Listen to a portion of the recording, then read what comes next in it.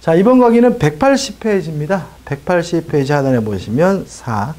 보석의 취소와 실효가 나오죠.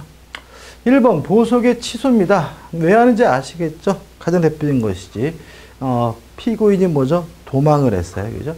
그럼 어떻게 해요? 보석을 취소하고 다시 잡아야 되겠죠?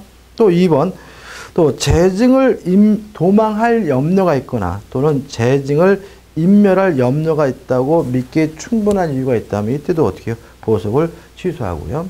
3번, 소환을 받았거든요.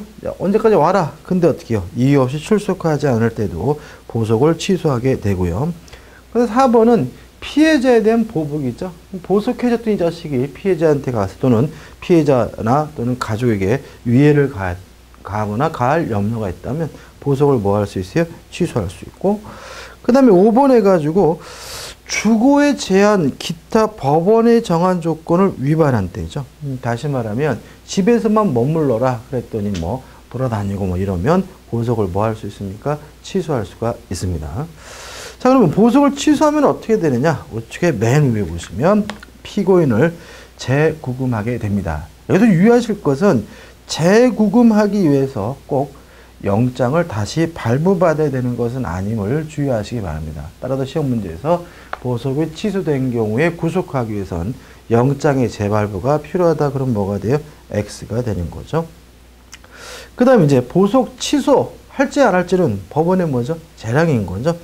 따라서 취소 신청에 대해서 피고인이나 또는 검사는 보통 항고를 할 수 있다는 걸 일단 기억해 두시기 바랍니다.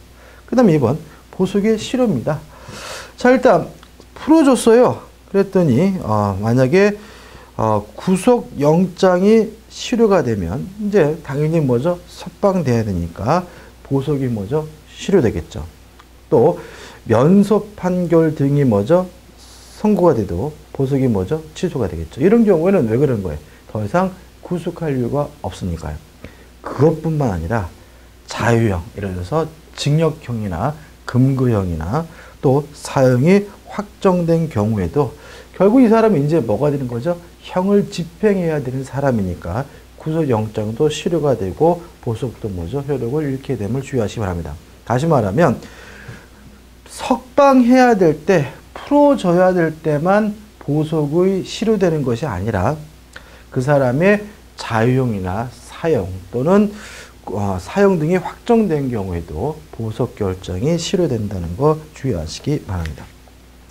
그럼 5회 가지고 보석 보증금의 몰지 환부 및 보석 조건 효력 상실 등이 나와 있는데 첫 번째 보증금의 몰지입니다. 1번 필요적 몰지해 가지고 반드시 몰지해야 되는 경우입니다. 일단 필요적 몰지해 가지고 형의 선고를 받고 판결이 확정된 후 집행하기 위해서 소환했는데 정당한 사유 없이 출석하지 아니하거나 도망한 때, 다시 말하면 줄이면 소환했는데 출석하지 않거나 또는 도망한 때는 보증금의 전부 또는 일부를 뭐 할 수 있습니까? 몰지하여야 합니다. 이것은 반드시 해야 되는 뭐죠? 필요적 몰지고요. 그 다음에 임의적 몰지해가지고 법원이 할 수도 있고 어떻게 해요? 안 할 수도 있는 경우인데 언제냐면 보석 취소 결정을 내린 때죠. 다시 말하면 보석 취소 결정을 내린 때에는 그때는 전부 또는 일부를 몰수할 수도 있고 안 할 수도 있다라고 규정하고 있습니다. 그럼 여기서 이제 문제가 되는 것이 뭐냐면 보증금 몰수와 보석 취소 결정을 동시에 하여하냐, 이게 문제가 되는데 과거에 우리 판례는 보증금 몰수와 보석 취소 결정을 동시에 함께 하여한다라고 판시하고 있었는데 2001년도 전합의체 판결에서 동시에 할 필요는 없다. 따라서 먼저 보석을 취소하고 나서 나중에 보증금 몰수 결정을 하더라도 상관이 없다는 것이 우리 판례 입장이고요. 마지막 그 다음 맨 밑에 2번 보증금의 환부죠. 자, 몰수 안 했어요. 그러면 어떻게 해요? 보증금을 청구한 날로부터 7일 이내에 환부하여야 한다는 거 기억해 두시면 되겠죠. 그냥 넘겨보시면 이제 보석 조건의 효력 상실입니다. 자, 이게 무슨 말이냐면 구속영장의 효력이 소멸해요. 그러면 보석이 어떻게 해요? 취소가 된 것으로 견주되기 때문에 보소 조건도 즉시 뭐죠? 효력이 뭐죠? 상실되겠죠. 그죠?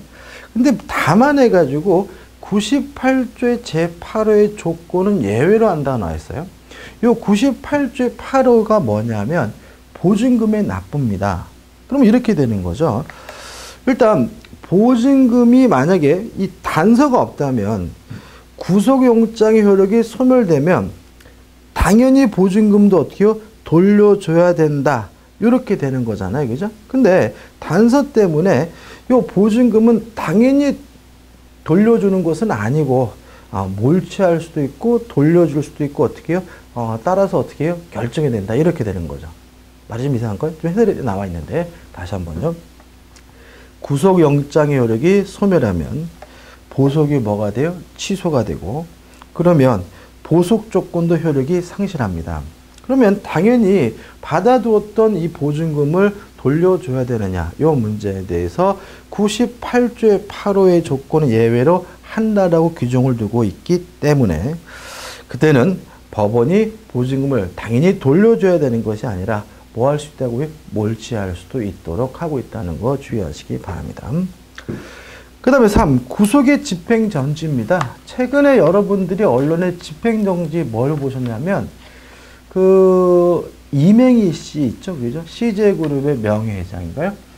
그분이 이제 돌아가셨는데 장례를 치르기 위해서 이제 그 아들이 참석해야 되잖아요. 근데 그 아들이 지금 어떻게 된 상태냐면 구속되어 있는 상태였거든요.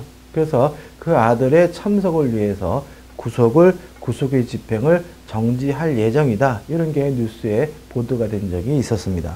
그럼 우리가 그걸 생각하시면 쉽게 우리가 어떻게 해요? 알 수가 있겠죠. 그죠?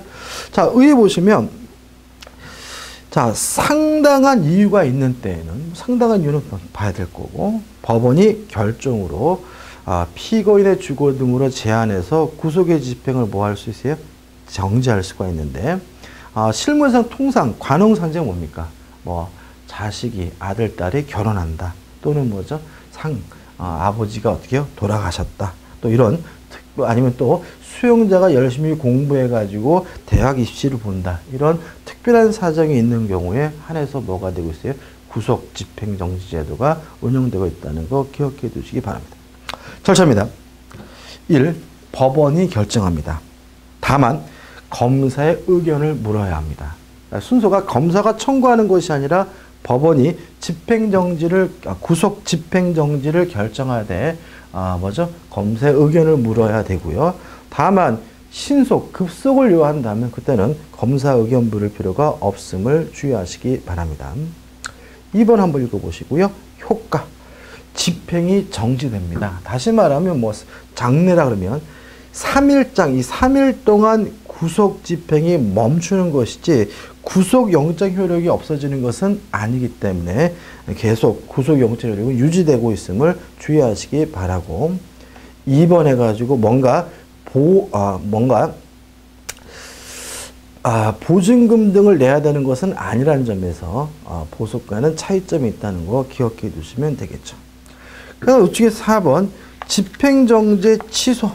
일단 결혼한다, 아버님이 돌아가셨다 이런 이유로 집행을 정지해줬지만 만약에 취소의 필요성이 있다면 법원은 직권 또는 검사의 청구에 의해서 집행정지를 취소할 수 있다 정도만 기억해 두시기 바랍니다. 그죠? 그 다음에 5번 구속 집행정지에 대한 불복해가지고 즉시 항고는 인정되지 않고요. 보통 항고만 가능하다는 거 기억해 두시고 핵심 판례는 이러한 집행개시 결정에 대한 검사에 대한 즉시 항고권은 위헌이다 라는 것이 헌법재판소의 판결이죠. 이게 보통 계속 즉시 항고가 나오고 있는데 이런 즉시 항고를 검사에게 인정하게 되면 결국은 이 검사의 태도에 따라서 검사의 의사에 따라서 법원의 결정효력이 좌우된다는 문제점이 있기 때문에 우리 헌법재판소는 될 수 있으면 즉시 항고권은 좁게 인정하려는 것이 일반적이고요. 2011년도 요 판례 때문에 또 최근에 형사법도 개정하게 되는 거죠. 다시 말하면 즉시 항고에 대해 법원의 구속 집행 정지에 대해서 검사는 죄송합니다. 법원의 구속 집행 정지 결정에 대해서는 검사는 즉시 항고할 수 없다는 것은 꼭 기억해 두셔야 돼요. 개정된 사항이고 또 최근에 시사적인 것도 있기 때문에 시험 문제에 반드시 나올 겁니다. 그죠? 다시 한번요. 법원의 구속 집행 정지에 대한 결정에 대해서 검사는 뭐 할 수 없습니까? 즉시 항고할 수가 없습니다. 핵심 판례 한번 읽어보시고 그 다음에 이제 5 해가지고 4족이죠. 4 해가지고 구속의 실효가 나오죠. 일단 1번 구속이 취소입니다. 1번 대상 해가지고 1 피고인의 경우인데 일단 구속의 사유가 없거나 소멸된 때 무슨 말일까요? 예를 들어 가지고 살인 예를 들어 가지고 그러니까 구속의 사유가 없다라는 말은 구속시킬 때부터 없었다는 얘기고 소멸됐다는 말은 원래는 사유가 있었는데 사정 변경으로 없어졌다는 얘기고요. 법원은 직권 또는 검사 등에 청구해 가지고 구속을 뭐 해야 합니까? 취소할 수 있다. 취소하여야 한다는 거 주의하시기 바라고요. 그 다음에 피의자의 경우에는 아직 재판이 시작되기 전이잖아요. 따라서 검사 또는 사법경찰관의 결정으로 구속을 취소하는데 사법경찰관은 검사의 지휘를 받아야 한다는 거 기억해 두시기 바랍니다. 2번 구속사유 1번 구속사유가 없는 때가 뭐냐? 처음부터 존재하지 않았던 때다. 그 다음에 2번 구속사유가 소멸된 때가 언제냐? 뭐냐? 원래는 구속사유가 있었는데 사정변경으로 없어지게 된 경우다. 이런 사유가 있으면 뭐죠? 취소하게 된다. 이런 얘기고 그 다음에 절차해가지고 검사의 청구에 의하거나 또는 법원이 직권을 할 수가 있고요. 여기서 조심할 것은 검사가 즉시 뭐 할 수 있어요? 항고할 수가 있는 거죠. 그래서 계속해서 이 검사의 즉시 항고권은 계속 형사법에서 없어지고 있는 추세거든요. 근데 이게 없어지고 있다 보니까 이제는 즉시 항고권이 인정되는 경우가 중요하겠죠. 그죠? 다시 말하면 구속 취소에 대해서 검사는 뭐 할 수 있습니까? 즉시 항고할 수 있다는 거 꼭 기억해 두시기 바랍니다. 효과. 당연히 구속 영장 효력이 소멸되겠죠. 판례는 뭐 특별한 큰 의미는 없으니까 한번 읽어보시면 되겠죠. 그 다음 우측에 구속의 당연 실효해가지고 첫째, 구속기간이 만료가 되면 구속 당연 효력은 어떻게 해요? 당연히 소멸되겠죠. 그죠? 근데 이제 주의하실 것은 뭐냐면,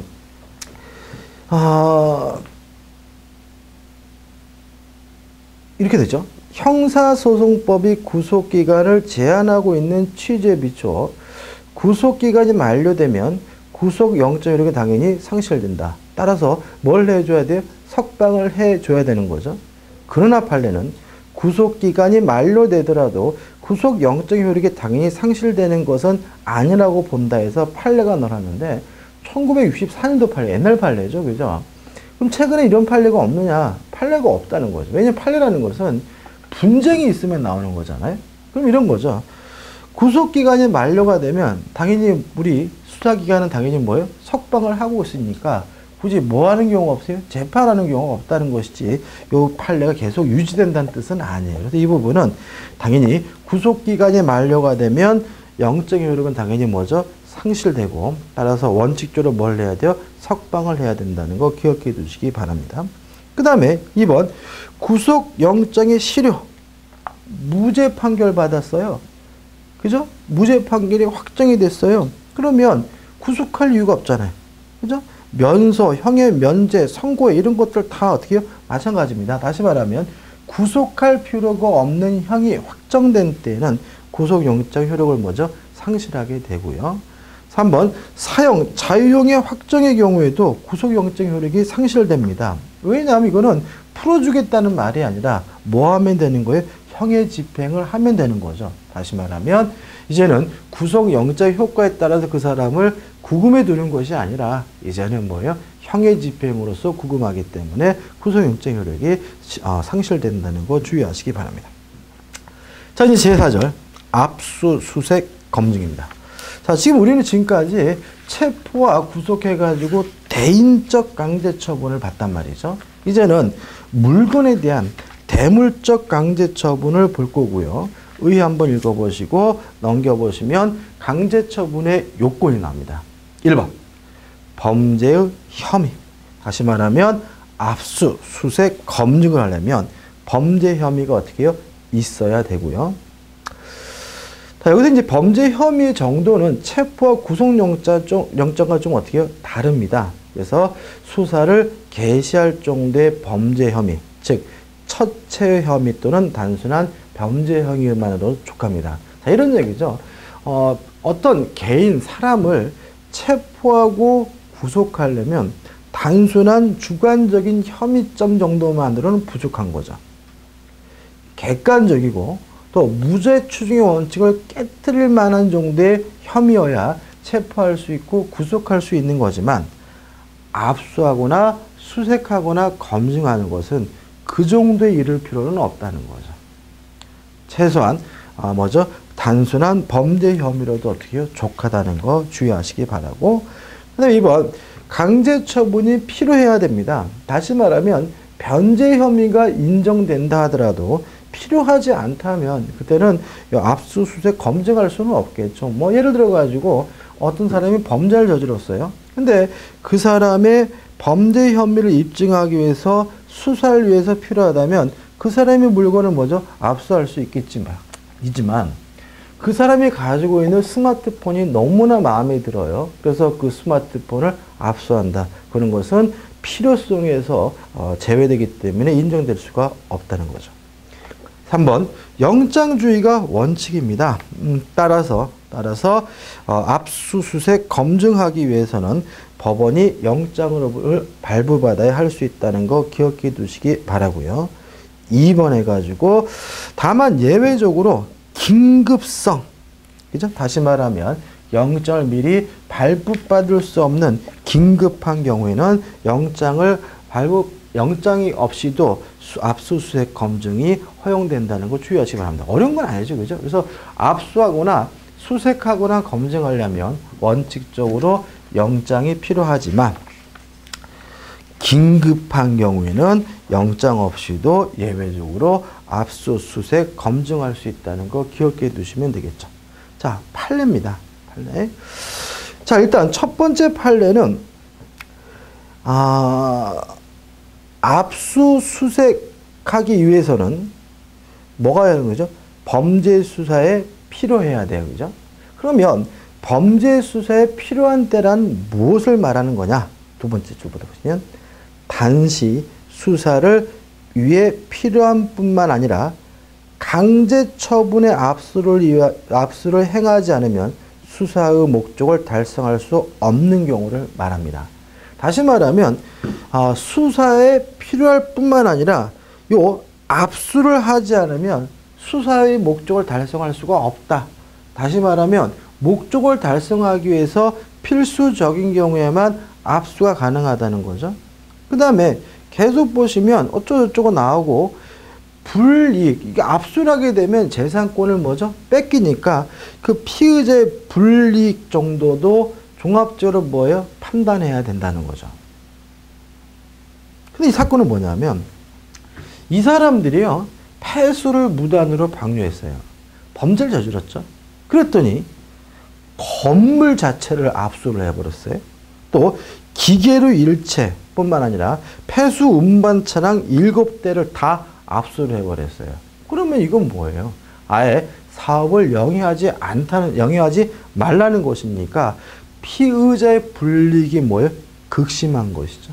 이런 경우에는 압수가 허용되지 않고요. 이러한 압수는 위법하다는 판례죠. 두 번째 판례는 큰 의미는 없습니다. 너무나 당연한 판례죠. 그 다음 우측에 압수수색해가지고 압수의 의미, 물건의 점유를 취득하는 강제 처분을 말합니다. 일단 용어 정리해가지고 압류, 영치, 제출 명령 해가지고 세 가지로 나눠지게 되는데 일단 압류라는 것은 뭐예요? 수사기관에게 이전하는 강제 처분을 말하고요. 그 다음에 영치라는 것은 소유자, 소지자 등이 임의로 제출하거나 유류한 물건에 대하여 점유를 취득하는 뭐죠? 강제 처분을 말하고요. 제출 명령은 압수의 형태로서 제출할 것을 명령하는 권한을 말하는 거죠. 그럼 이런 얘기죠. 강제적으로 빼서요. 이건 뭐예요? 압류. 가져온 것을 못 돌려줍니다. 이게 뭐예요? 영치. 제출 명령은 어떻게 해요? 가져와라고 뭐죠? 명령하는 것이 뭐죠? 제출 명령이고 요 세 가지가 결국 뭐가 되는 거죠? 압수가 되는 것이죠.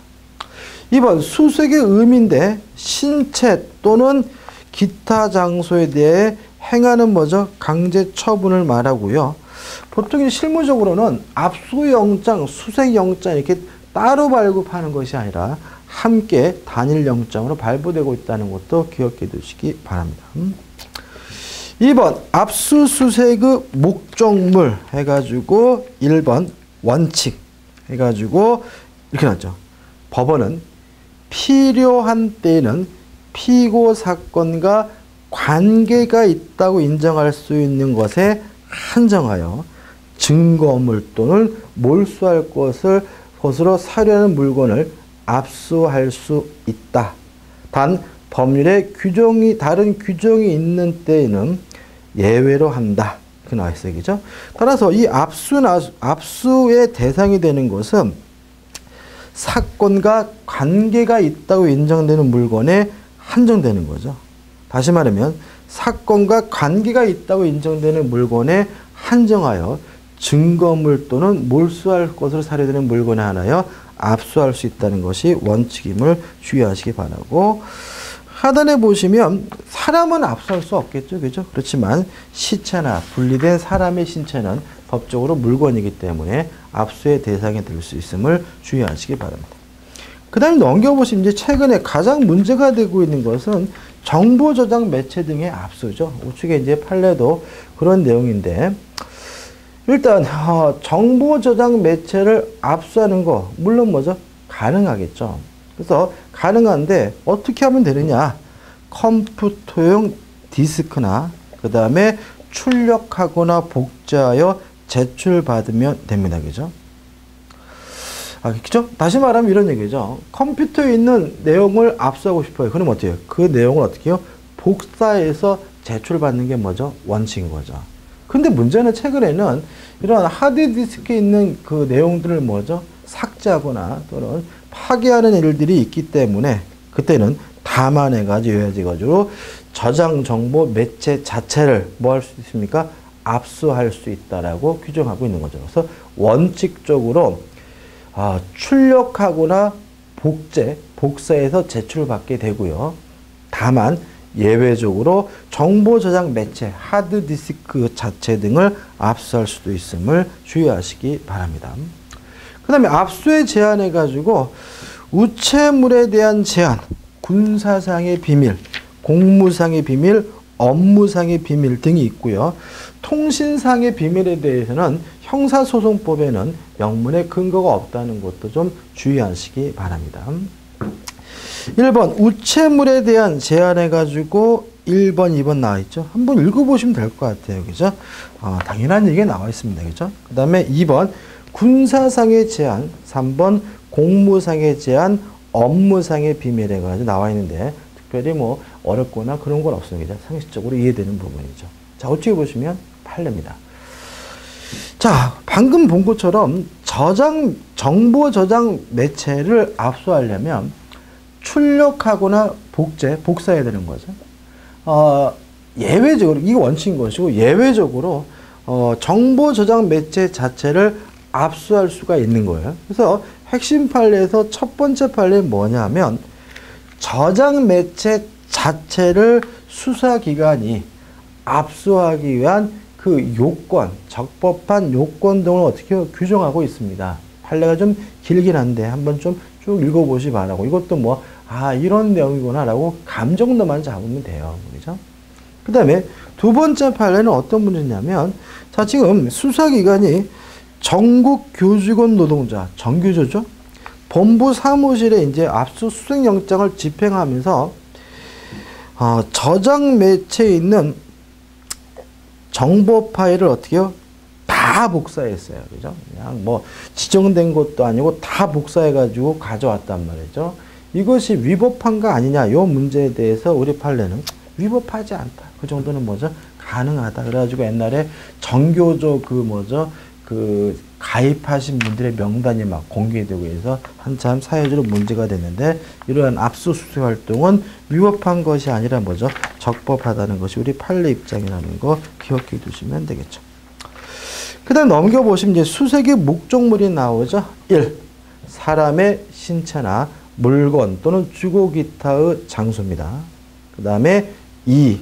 피고인이 아닌 자의 신체, 물건, 주거 기타의 장소에 관하여는 압수할 물건이 있음을 인정할 수 있는 경우에 하나여 수색할 수가 있습니다. 자, 이게 무슨 말이냐면 지금 개똥이가 범죄자예요.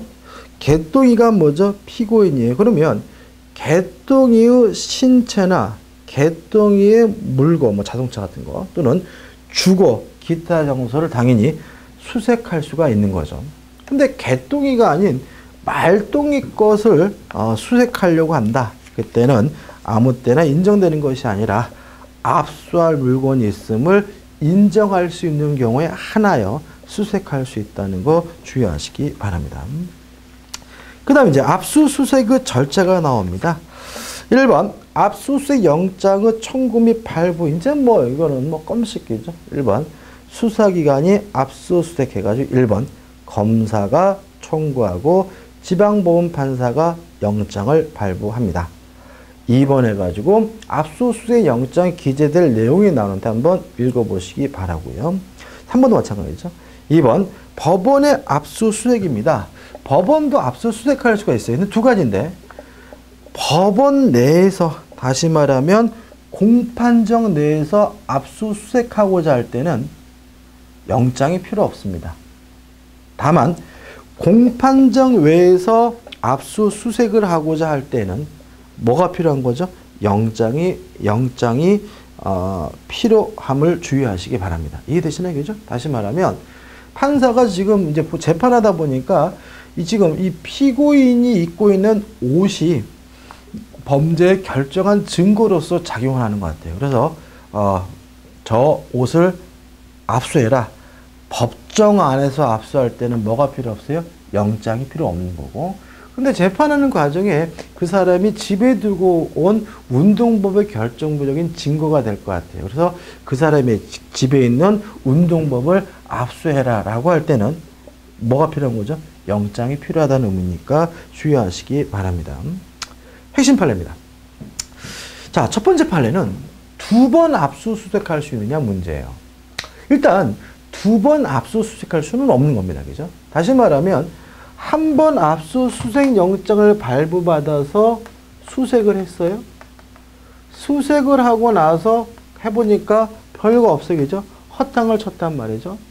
헛땅 치고 나서 이제 어떻게 해요? 며칠 있다가 어떻게 해요? 아, 생각해보니까 그 집 벽장은 안 뒤져본 것 같다. 재수색할 수 있느냐? 이 문제에 대해서 안 되고요. 특히 조심할 것은 아직 영장의 유효기간 내래도 할 수 없다는 거 좀 주의하시기 바랍니다. 첫 번째 보시면 이렇게 됐죠. 수사기관이 압수수색을 실시하고 그 집행을 종료한 후에 그 압수수색 영장의 유효기간 내에 다시 압수수색할 수 있는지 여부, 속이라는 말은 안 된다는 말이겠죠. 그죠? 꼭 기억해 두시기 바라고. 그 다음에 두 번째 판례는 뭐냐면 몰수 문제입니다. 몰수. 일단 압수를 했고요. 그죠? 압수를 했고 압수한 물건을 뭐 할 수 있어요? 몰수할 수가 있거든요. 근데 압수하기 위해서는 뭐가 필요하냐면 영장이 필요하단 말이죠. 그죠? 그러면 꼭 영장을 받아서 압수를 해야지만 몰수할 수 있느냐? 아니면 압수 안 하고 바로 몰수는 못 하느냐? 요 문제인 거거든요. 일단 몰수의 개념부터 먼저 보시면 좌측에 맨 밑입니다. 범죄 행위에 제공하려 한 물건은 범인 이의자의 소유에 속하지 아니하고 범죄 후 범인 이의자가 정을 알면서 취득한 경우 이를 몰수할 수가 있고, 말이 어렵지만 이런 얘기입니다. 예를 들어 가지고 범죄 현장에 가보니까 칼이 뭐예요? 살인에 쓰인 것 같아요. 그럼 이거는 뭐예요? 범죄 행위에 제공된 물건이니까 일단 뭐 할 수 있는 거죠? 몰수할 수 있는 거고요. 이 몰수에 대해서는 굳이 뭐가 필요 없는 거죠? 영장이 필요가 없다는 얘기예요. 오늘 합쳐보자고요. 영장을 받아서 압수한 물건, 당연히 뭐 할 수 있어요? 몰수할 수 있을 뿐만 아니라 압수하지 않은 물건도 뭐 할 수 있는 거예요? 몰수할 수 있는 거다. 이 문제거든요. 그래서 우측에 맨 위에 보시면 이렇게 되어 있죠. 우측에 맨 위에 우측부터 보시면 몰수는 반드시 압수되어 있는 물건에 대하여만 하는 것이 아니므로 몰수 대상이 압수되어 있는가 하는 점 및 적법한 절차에 압수되었는가 하는 점은 몰수 요건이 아니다. 이미 그 집행을 종료함으로 효력을 상실한 압수수색 영장에 기하여 다시 압수수색을 실시하면서 몰수 대상 물건을 입수한 경우 압수 자체가 위법하게 되면 변론을 하더라도 그것이 위 물건의 몰수에 영향을 미칠 수는 없다. 이해되시죠? 그죠? 다시 말하면 몰수는 꼭 뭐 할 필요 없어요? 압수하고 할 필요는 없는 거다. 따라서 압수가 위법하게 이루어졌더라도 몰수는 뭐 할 수 있습니까? 적법할 수 있음을 주의하시기 바랍니다.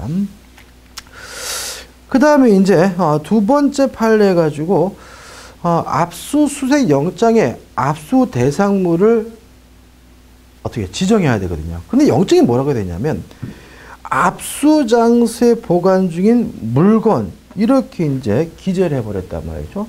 너무 포괄적이죠. 그래서 결론 보시면 압수 장소에 현존하는 물건으로 뭐 할 수는 없어요? 해석할 수는 없다는 것이 우리 대법원 판례라는 거 주의하시기 바랍니다. 이번 강의 여기까지 하고요. 압수수색 영장의 집행은 다음 강의로 넘어가도록 하겠습니다. 감사합니다.